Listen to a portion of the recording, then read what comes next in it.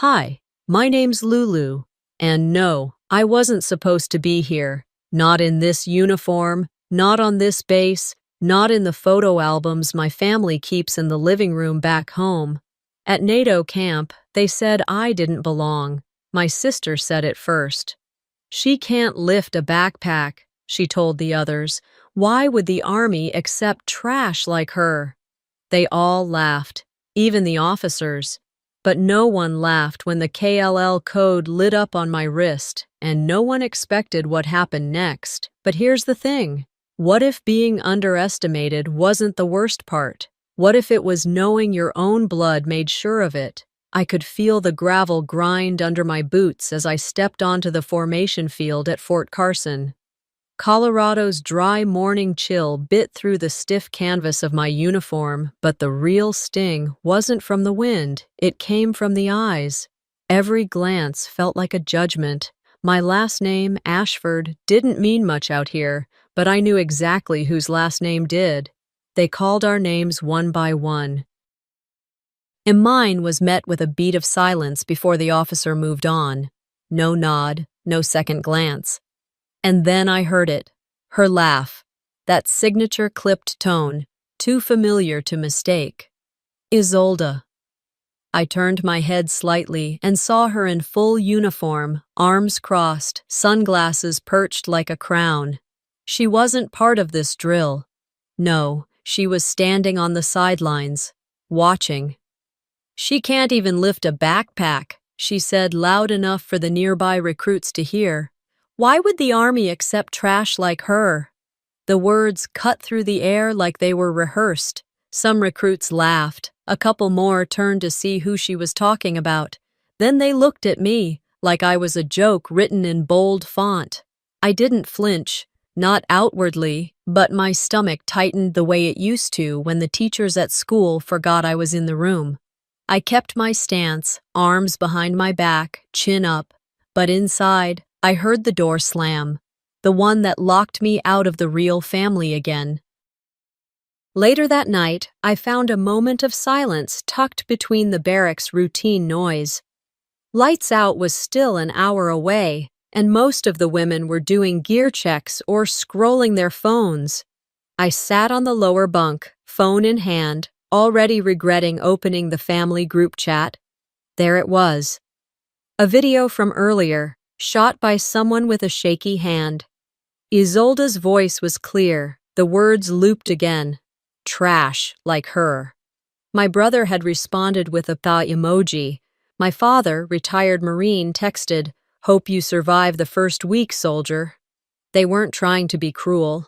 No, this was their version of support, the same way you toughen up a weak link in a chain, shame them until they strengthen or break. Then came Isolde's post, a Halloween photo from when I was 8. I had made my own soldier uniform from cardboard and duct tape. She captioned it, "Always dreamed, never meant it." That one hit deeper than I let show. I didn't react. I just locked the phone and laid it down beside me. The barracks around me kept buzzing. Someone laughed at a meme, another cursed at a tangled strap. But all I heard was that looped line, trash like her. So that's how far the line goes, I thought. It wasn't just strangers now, it was blood. That night, I couldn't sleep. Not because of the discomfort, these cots had nothing on the floors I'd slept on during aid deployments, but because the same dream kept replaying, the one where I was 12, sitting at the dinner table while Isolde received a standing ovation for graduating top of her class at cadet school. I was there too, with perfect attendance awards and a stack of community service certificates, none of which made it into the family photo album. "Lulu, let your sister speak," my father had said when I tried to mention my summer job. This is her night. It was always her night. I remember sneaking into Dad's study later that week. The medals he'd received during his time in the Gulf War were kept in a locked glass case. I'd never touched them, never dared. That night, I just stood in front of them, no dreams of stealing glory. I just wanted to see if I could see myself in the reflection. I couldn't. But they're not here now, I told myself in the present. I am. I slipped out of the barracks and onto the base walkway. The cold air greeted me like an old friend with rough hands.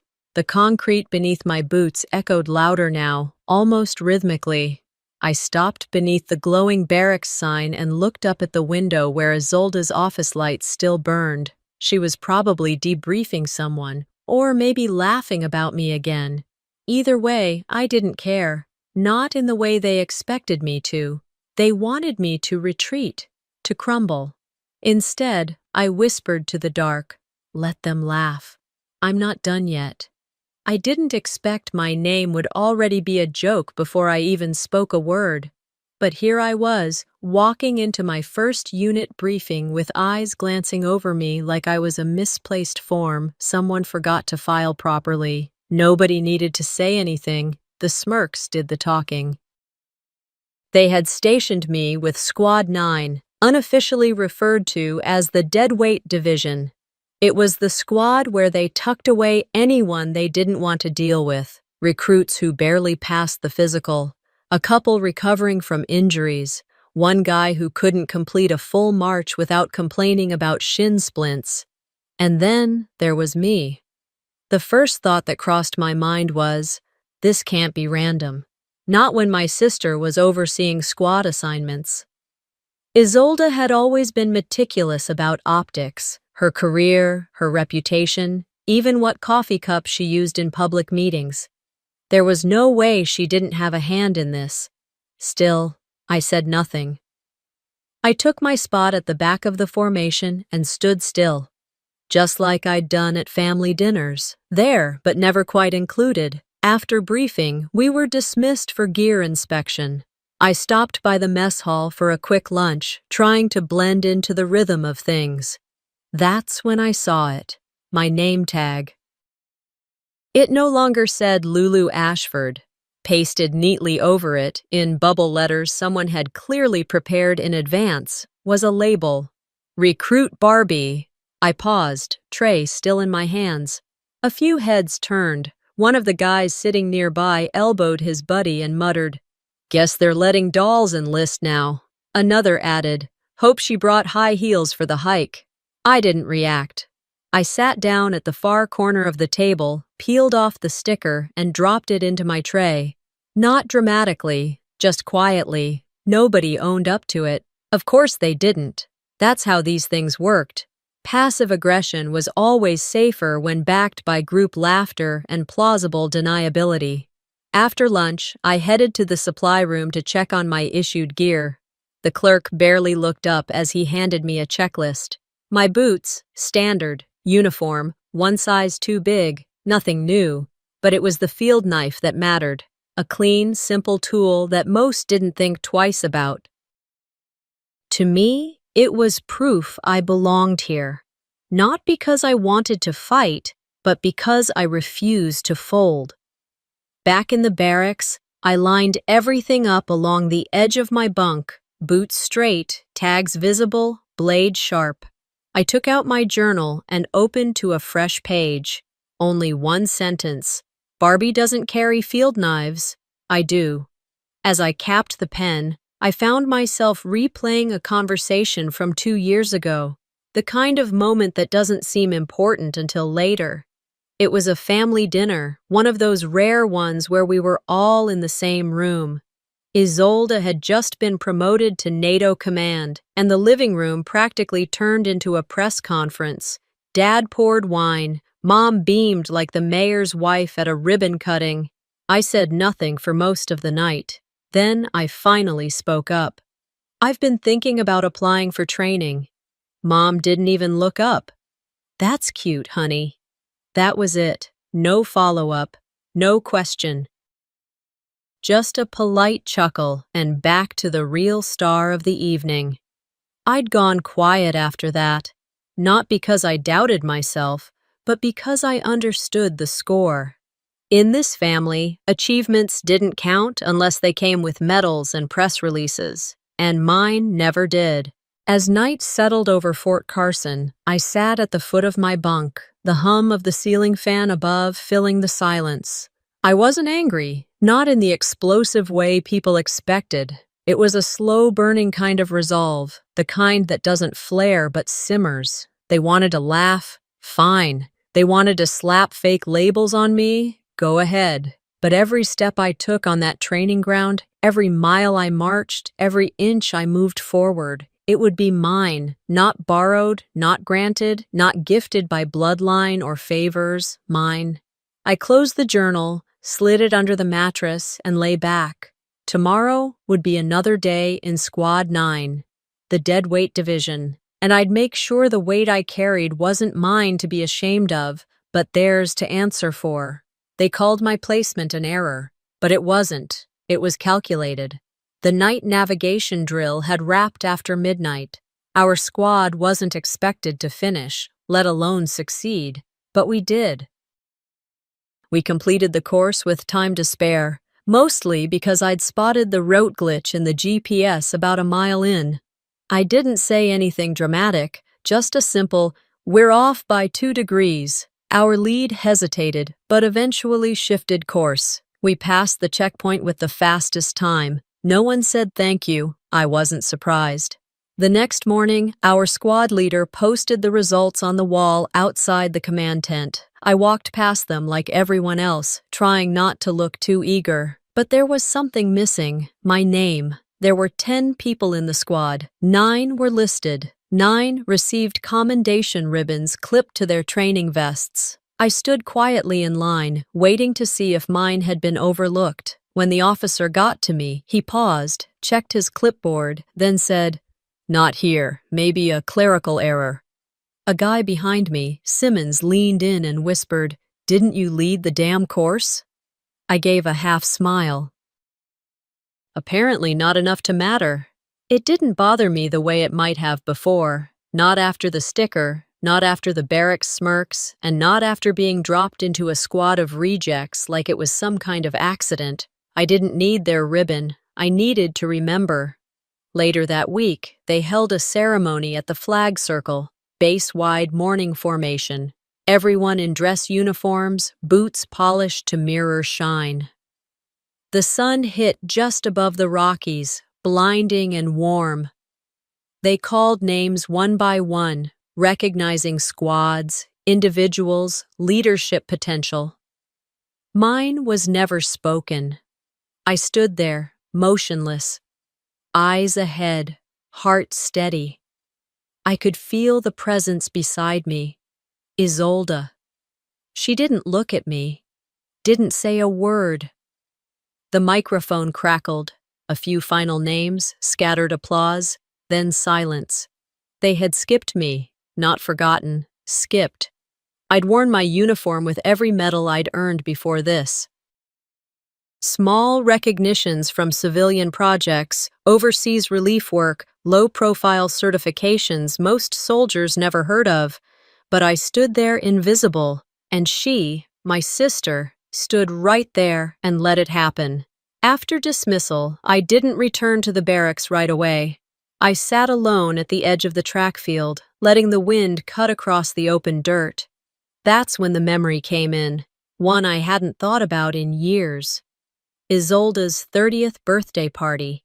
Dad was in rare form, raising his glass with pride. "To the legacy of Whitlow women," he said.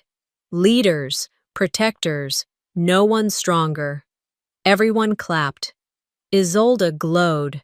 I was at the end of the table, next to the kids. I hadn't been asked to say anything.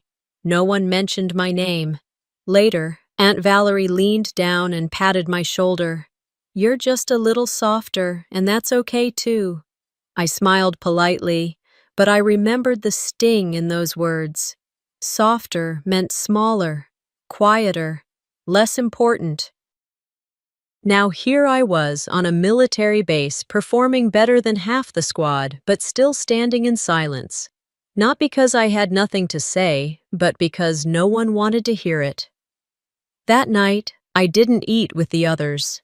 I sat in the back of the equipment tent, sharpening my knife, the rhythm steady and low. I wasn't angry. Anger implied I had hope they'd change. No, what I felt was something deeper, something older. I pulled out my journal, the same one where I'd written about the Barbie sticker, the same one I carried through every mock op and midnight watch. I flipped to the next page and wrote, "They erased my name, not my memory. They skip over me, but I never miss." Then I closed it and slid it back into my duffel. They could pretend I wasn't there, but I'd make sure they remembered me long after I was gone. It wasn't just their silence that stung, it was how loud it was. Before the sun had even touched the ridgeline, my alarm buzzed and I was up. No one needed to tell me that physical assessment day mattered, not just because of what it measured, but because of what it gave others permission to say about you. I dressed in layers, tied my boots with more tension than usual, and pulled my hair back so tight it gave me a dull ache behind my ears. I needed that ache, something physical to focus on, to balance what I'd started feeling internally. We lined up just past 0500. The air was still, the kind of cold that slipped into your lungs and sat there like a reminder that this wasn't a place for softness. My name was called. I stepped forward. Weighted pack carry. Go. I threw the ruck over my shoulder and staggered back slightly. Too heavy, much heavier than what we'd been practicing with. The instructor raised an eyebrow. "Move it, Ashford." My legs responded before my mind could catch up. Each step felt like someone was pushing down on my shoulders with a shovel, but I kept moving, biting the inside of my cheek so I wouldn't make a sound. By the time I dropped the pack at the finish line, my arms were trembling. I couldn't hide it. The clipboard scratched. "Struggling with the minimum," the instructor mumbled, not even looking at me. I nodded and walked off. Later that morning, after we were dismissed, I made my way back to the equipment cage. I waited until the staff sergeant turned to help someone else, then reached for my pack and flipped it open. 2 lead plates, hidden inside the inner flap. I didn't speak. I didn't call anyone over. I zipped it back up and returned it to the stack like nothing had happened. At lunch, the noise in the mess hall buzzed at the usual volume. Forks scraping against plastic trays, boots dragging against tile, the sharp clatter of trays being stacked, and of course, the whispers. "She barely lifted it. Maybe next time they'll bring a dolly." Quota girl strikes again. The words weren't spoken directly to me. They didn't have to be. I didn't blink. I focused on cutting my food cleanly. Each slice of the bland chicken breast was deliberate. I took my time, chewing slowly like I was at a dinner party full of strangers pretending they liked me. No one expected me to retaliate. That's what made it work for them. Let the whispers do the heavy lifting. Let the shame settle into the target on its own. After I cleaned my tray and left the hall, I didn't go back to the barracks right away. Instead, I sat on the edge of the obstacle field, where discarded gloves and half-buried shoelaces littered the training ground like casualties of fatigue. It was empty now, quiet, my kind of place. And that's where the memory came in. 17. Regional Science Fair. I had built a model of a desalination system that could function using only solar panels and recycled tubing. It was rough, ugly even, but it worked. I won first place, came home with a small golden trophy and a framed certificate. The next morning, it was in pieces on the kitchen floor. "Dropped it," Isolde said, without even looking up from her cereal. It fell off the table. I remember Mom stepping around it like it was a spilled bag of flour. No one asked if I wanted to glue it back together. I scooped the broken plastic into a shoebox and kept it under my bed until I moved out. That was the last time I showed them anything I built. Now, as I sat alone on the field, I realized something I hadn't admitted until then. They didn't just forget me. They removed me, on purpose, strategically, but now I saw it clearly. That night, back in the barracks, while everyone else was chatting or FaceTiming home, I pulled out my notebook, not the journal. I had another one, smaller, with a grid of dates and initials. I started filling it out. Who had handed me which gear? Who laughed? Who was standing where when names were skipped at formation? What times things didn't add up? Patterns? They wanted to pretend I didn't belong? Fine. So I'd give them every reason to be afraid of how well I do. There's a point where silence stops protecting you and starts building your case. By the time we hit week 3 of training, I had stopped hoping for fairness. I wasn't bitter, just practical. Hope was a luxury I couldn't afford anymore, not when I was being erased in plain sight. I had started keeping notes, not dramatic, not in red ink or capital letters, just names, dates, patterns, who was around when things went missing. Who handled what? Who looked away? That morning, I was assigned to help organize archived strategy files for the base. It was supposed to be routine, digital cleanup, categorizing past simulations for future briefings. Nothing sensitive, just enough responsibility to feel useful without being real. I logged into one of the secure drives. Most of the files were labeled by code, unreadable without a clearance key. But one folder, labeled Live Ops Debrief, Audio Transcripts, had a short audio file that hadn't been properly classified. The name attached to it, Whitlow.Isolda. I clicked play. Let her fail gracefully, her voice said, clear, measured, like she was offering a solution to a staffing issue. She'll fade like she always does. My hand tightened on the mouse, but I didn't pause the playback.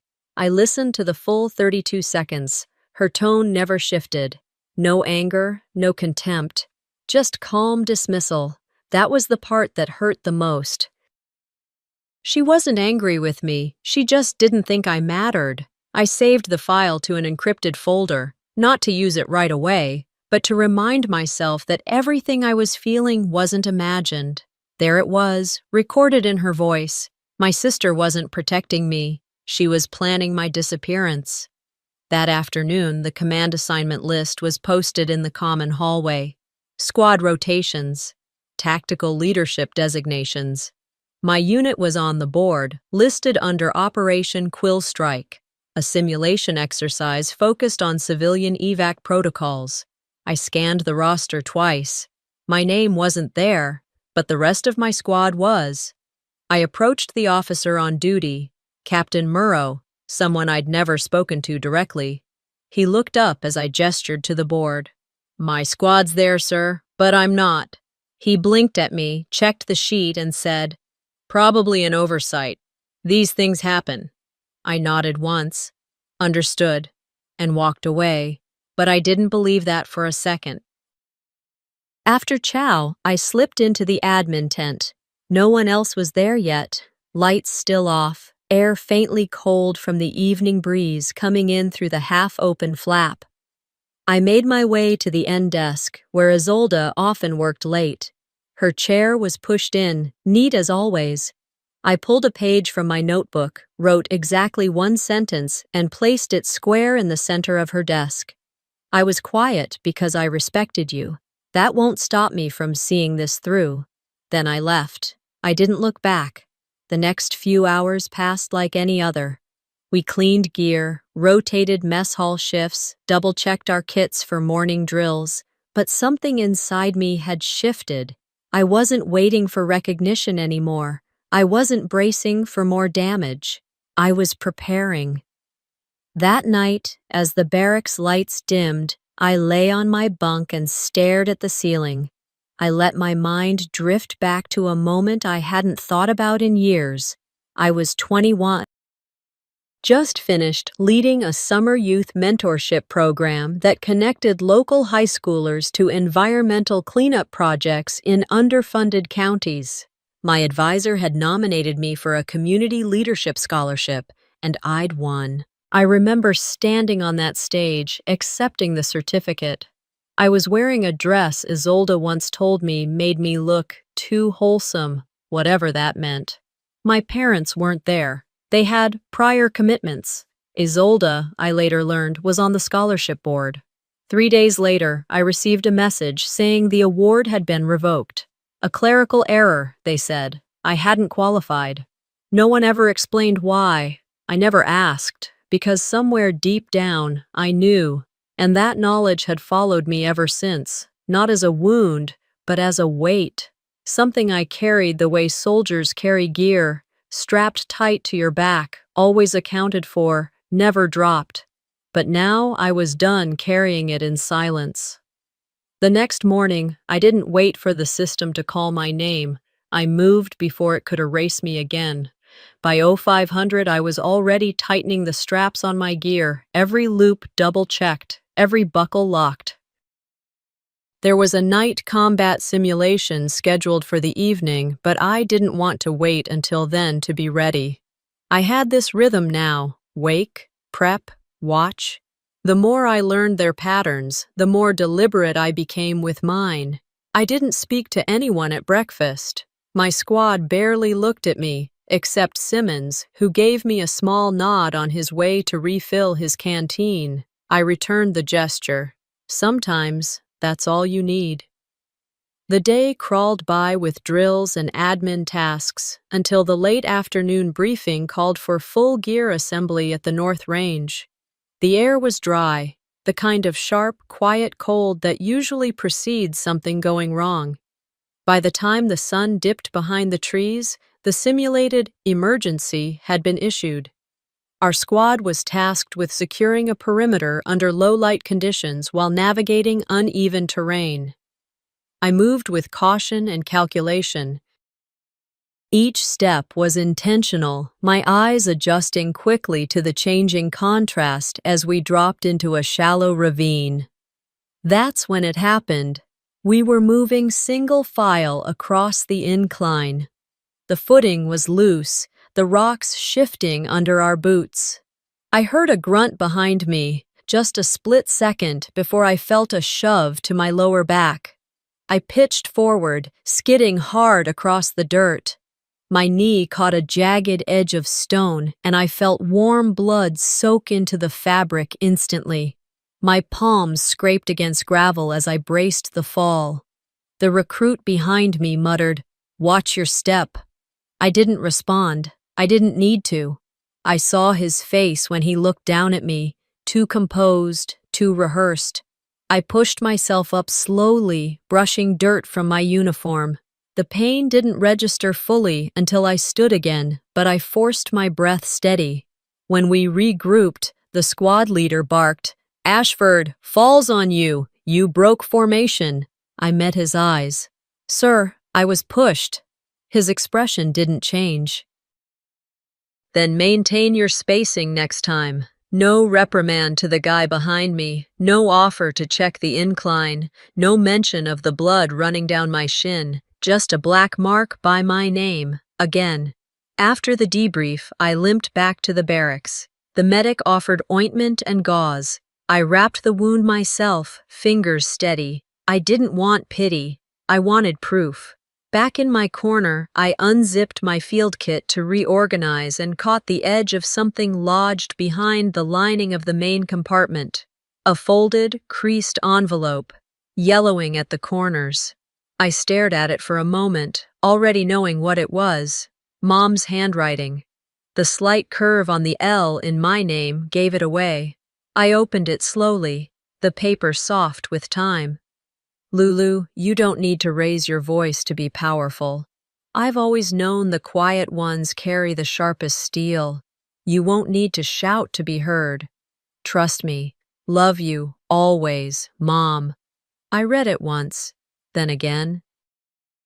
And for the first time since she passed, I felt her standing behind me, not in memory, but in muscle. Her words settled into me like an anchor, not heavy, just firm. I folded the note and slid it into the inside pocket of my vest, over my heart. Later that night, as I lay awake, I thought back to the only time I remember my mother raising her voice for me. I was 10. Some teacher had accused me of copying a classmate's science report. She pulled me out of the cafeteria in front of everyone, saying I didn't look like the type who could come up with that on her own. I went home early. I didn't want to tell Mom. I didn't want her to think I had cheated, but somehow she knew. The next day, she showed up at school with the draft of my report and every note I'd taken over the previous month. She didn't yell. She didn't need to. She just placed the folder on the teacher's desk, looked her square in the eye, and said, "Don't mistake quiet for incapable." That day, I learned there are different kinds of loud. Now, as an adult, I finally understood the lesson. At dawn, I reported to the command tent, document in hand. It wasn't about the shove anymore. I wasn't filing a complaint against the recruit. I submitted a formal memo outlining unsafe spacing protocols during low-visibility exercises. I detailed the uneven terrain, the failure to review hazard points, and cited 3 examples from the past week of similar near injuries. The officer on duty read it twice. "This is comprehensive," he said finally. "It's not personal," I replied. "It's a systems issue," he nodded slowly. "We'll take it up with training oversight." I didn't smile. I didn't need to. My voice may still be quiet, but now it's sharp enough to cut. The problem with wolves in uniforms is they forget some of us were trained to track blood in silence. By the time I reached formation the next day, I could already feel the shift in air pressure. It wasn't the weather. It was the weight in people's glances, longer than usual, not curious, but watchful. Some avoided my eyes altogether. Others stared and quickly looked away. Simmons, standing 2 rows over, gave me a small nod, but it didn't reach his face. It didn't take long to find out why.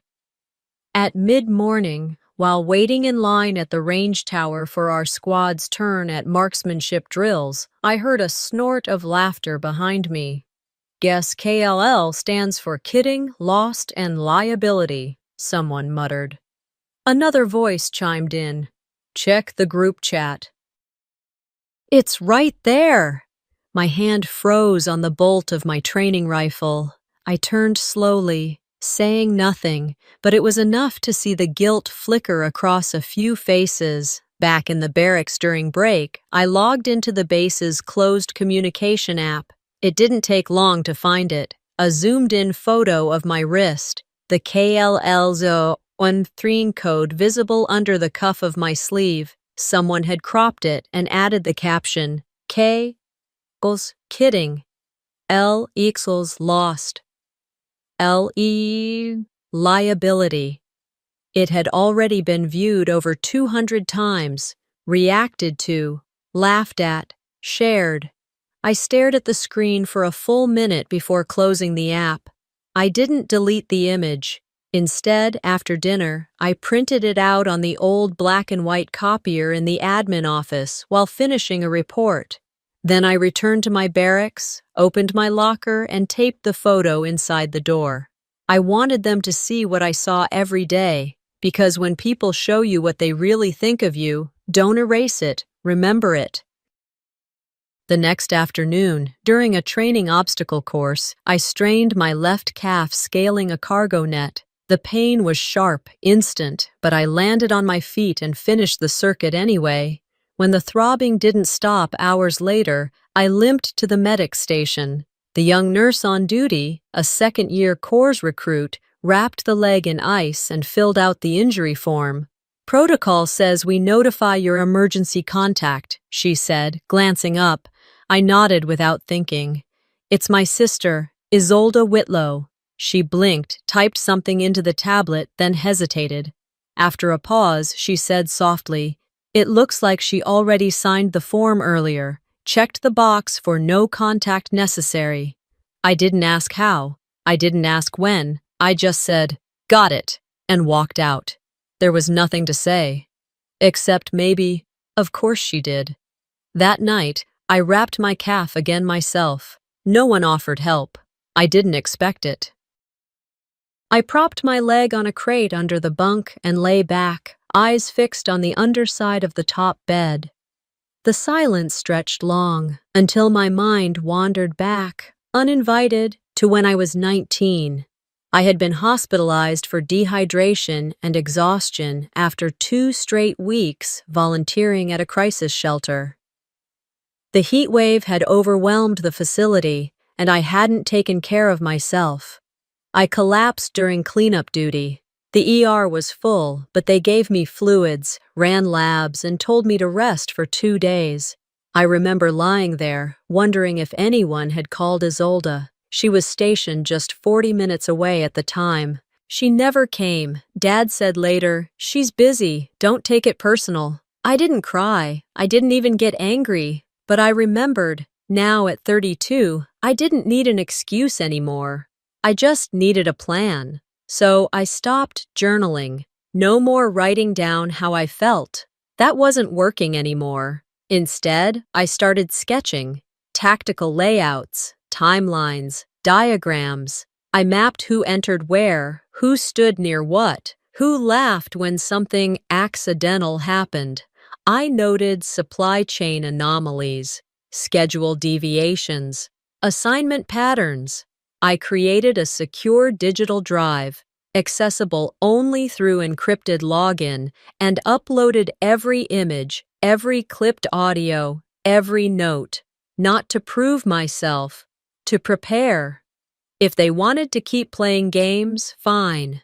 But they were going to find out what happens when the person you thought was prey turns out to be the one laying traps. The time for logging ends. The time for orders begins. The next time they looked at my wrist, I was holding command authority, not some sarcastic label in a group chat. The day started like any other. Dew still clinging to the grass, wind slicing through the hills like it had something to prove. Recruits moved around the field with a kind of nervous efficiency. We were briefed the night before that the drill would be large, multi-unit coordination, real-time pressure simulations, command testing, but nobody said anything about a live threat layer embedded into the routine. It happened halfway through the op. We were stationed near the east boundary, doing a mock evac on a downed pilot scenario when the alarms hit, sharp, jarring, and completely different from the pre-recorded drill alerts we were used to. Within seconds, every comlink went hot. Static gave way to one line. Security breach confirmed. Initiate lockdown protocol. What followed was chaos. Units scrambled. Commanders barked confused orders. People looked around, unsure if it was a test within a test or something more. I didn't move. While others grabbed weapons and shouted over each other, I rolled up my sleeve. The wrist scanner pulsed once, then again. KLL's Euromum 3. Active clearance. The code glowed like a fresh wound across my skin, visible even in the early morning haze. I stood still, waiting, not panicked, not frozen, focused. Within 3 minutes, the chop of rotor blades cut through the noise. A black helicopter descended right into the middle of the field. Dust and papers blew into the air. Recruits shielded their faces. General Halden stepped out. No medals, no dramatics, just his uniform and that unmistakable presence of someone who didn't need to explain who they were. He walked right past the confused cluster of commanders and made his way directly to me. Without hesitation, without asking questions, he raised his voice for the entire field to hear. As of this moment, you report to her. Silence. Absolute, not a shuffle, not a cough, just stunned stillness. I stepped forward. Lock down the outer perimeter, I said, voice clear. North and east sectors are compromised. Reroute Squad Delta to assist in evac control. Do not engage unless fired upon. And just like that, they moved. Obeyed. Even the ones who had laughed. Even the ones who had posted the meme. Isolde stood across the field, arms at her side. I caught her eyes for a fraction of a second. She looked at me the way someone looks at a mirror they don't remember buying, confused by their own reflection. Darian Voss from Logistics gave me a single nod. He didn't look surprised. I would learn later he'd been watching my file for months. The drill wrapped 3 hours later. The breach had been simulated after all, an added test layer. Only 3 candidates on the base had clearance to recognize the embedded codes. Only one had responded correctly. Me.